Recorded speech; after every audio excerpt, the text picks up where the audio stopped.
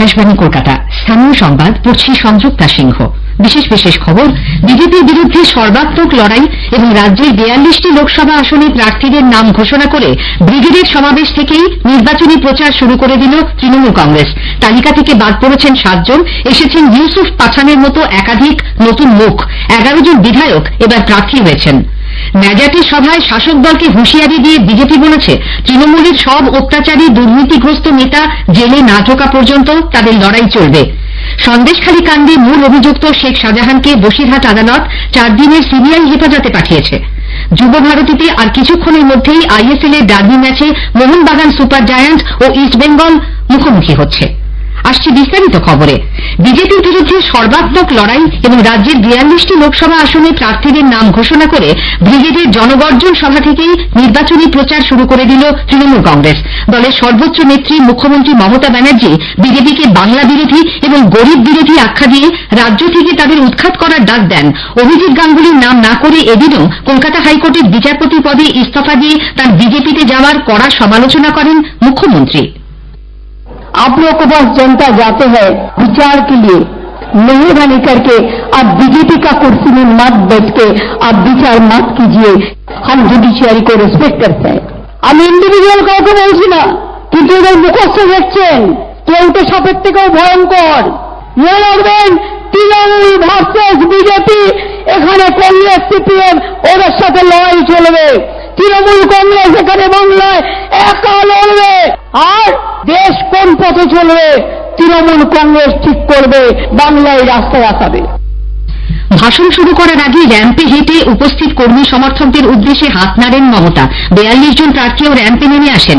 এর আগে তৃণমূল কংগ্রেসের সর্বভারতীয় সাধারণ সম্পাদক অভিষেক ব্যানার্জি বলেন, জনগর্জন সভায় মানুষের উপস্থিতি বুঝিয়ে দিচ্ছে বাংলায় বহিরাগত বিজেপির কোনো ভবিষ্যৎ নেই। সিবিআই দেবে না, ভোট দেবে মানুষ। বিজেপির বাবুরা জেনে রাখো, আগামী দিন মানুষের আদালতে হতে হবে বন্দী। মানুষ কড়ায় গন্ডায় জবাব দেবে। রাজ্যবাসীর চোখ আজ ছিল তৃণমূল কংগ্রেসের প্রার্থী তালিকার দিকে। কতটা চমক রয়েছে এই তালিকায় তা নিয়ে আমাদের সংবাদদাতার একটি প্রতিবেদন। এই প্রথম ব্রিগেডের প্রকাশ্য সমাবেশের মঞ্চ থেকে লোকসভা নির্বাচনের প্রার্থী তালিকা ঘোষণা করল তৃণমূল কংগ্রেস। আবার সেই প্রার্থীদের নিয়ে মাঠের এপাশ থেকে ওপাশ পর্যন্ত বিস্তৃত র্যাম্পে হেঁটে জনতার সঙ্গে পরিচয় করে দিয়েছেন খোদ দলনেত্রী। এবারের প্রার্থী তালিকায় পুরনো এবং নতুন মুখের সংমিশ্রণ ঘটানো হয়েছে। 7 জন বিদায়ী সাংসদকে এবার টিকিট দেওয়া হয়নি। আবার সব মিলিয়ে এখন বিধানসভার 11 জন সদস্যকে লোকসভা নির্বাচনের প্রার্থী করেছে তৃণমূল। ব্যারাকপুর কেন্দ্র থেকে টিকিট পেয়েছেন রাজ্যের সেচমন্ত্রী এবং নৈহাটির বিধায়ক পার্থ ভৌমিক। অন্যদিকে বালুরঘাট কেন্দ্রে বিজেপির রাজ্য সভাপতি সুকান্ত মজুমদারের বিরুদ্ধে প্রার্থী করা হয়েছে খাদ্য প্রক্রিয়াকরণ দপ্তরের মন্ত্রী বিপ্লব মিত্রকে। যাদবপুর লোকসভা কেন্দ্র থেকে মিমি চক্রবর্তী এবং বসিরহাট থেকে নুসরত জাহানের নাম বাদ দেওয়া হয়েছে। যাদবপুরে প্রার্থী হয়েছেন সায়নী ঘোষ। এছাড়াও ব্যারাকপুরে বিজেপির টিকিটে জিতে আসা সাংসদ অর্জুন সিং এর নামও এবার প্রার্থী তালিকা থেকে বাদ পড়েছে। আরো যারা বাদ পড়েছেন তারা হলেন সুনীল মণ্ডল, চৌধুরী মোহন জাটুয়া এবং অপরূপা পোদ্দার। আবার বিষ্ণুপুরে বিজেপির সৌমিত্র খাঁয়ের বিরুদ্ধে লড়বেন তারই প্রাক্তন স্ত্রী সুজাতা মণ্ডল। তমলুকে সদ্য বিজেপিতে যোগ দেওয়া প্রাক্তন বিচারপতি অভিজিৎ গঙ্গোপাধ্যায়ের বিরুদ্ধে দাঁড় করানো হয়েছে দলের অন্যতম যুবমুখ দেবাংশু ভট্টাচার্যকে। বহরমপুরে প্রাক্তন ক্রিকেটার ইউসুফ পাঠানের নাম প্রার্থী হিসেবে ঘোষণা করে বড়সড় চমক দিয়েছে তৃণমূল কংগ্রেস। এর পাশাপাশি তৃণমূল কংগ্রেসের প্রার্থী তালিকায় 26 জন নতুন প্রার্থীর নাম যুক্ত করা হয়েছে।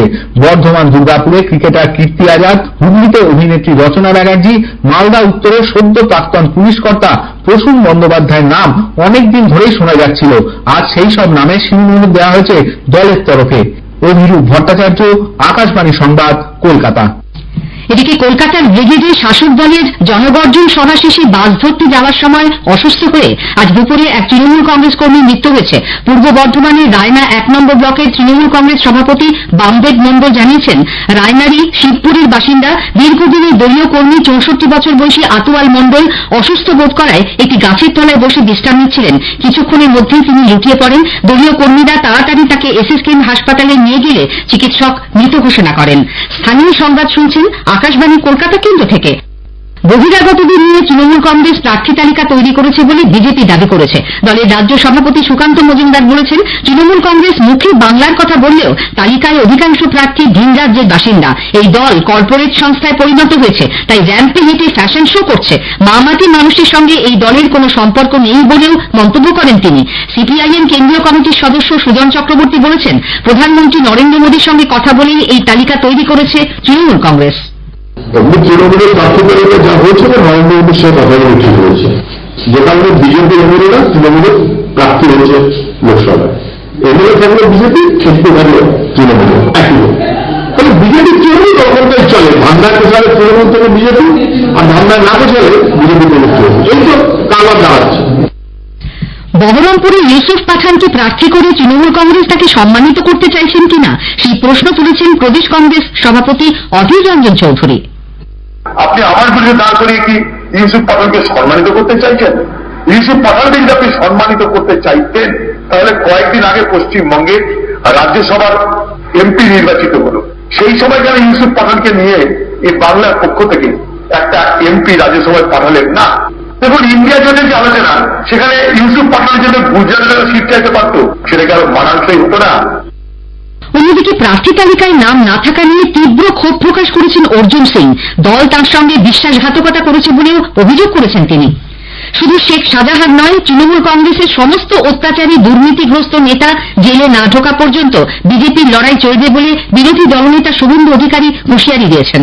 সন্দেশখালীর ন্যাজাটের দক্ষিণ আখড়াতলায় আজ দলীয় সমাবেশে তিনি বলেন, এত কিছু ঘটে যাওয়ার পরেও মুখ্যমন্ত্রী সন্দেশখালী আসার প্রয়োজন বোধ করেননি। 2 মাসেরও বেশি সময় হয়ে গেল সন্দেশখালীতে আসার মতো প্রয়োজন অনুভব করেননি।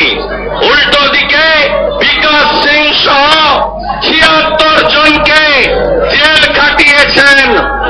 আমাদের বোন দিদি রেখা পাত্র সহ, আমাদের পদ্মাদি সহ, আমাদের জাগ্রত মাতৃমণ্ডলী, তাদের উপরে পুলিশকে দিয়ে অত্যাচার করিয়েছেন। সভায় বিজেপির রাজ্য সভাপতি সুকান্ত মজুমদার উপস্থিত জনতাকে অভয় দিয়ে বলেন, সন্দেশখালীর মানুষের পাশে শুধু বিজেপি নয়, স্বয়ং প্রধানমন্ত্রী নরেন্দ্র মোদী রয়েছেন। আজকে এই মায়েদেরকে আমি সবার আগে প্রণাম জানাতে চাই।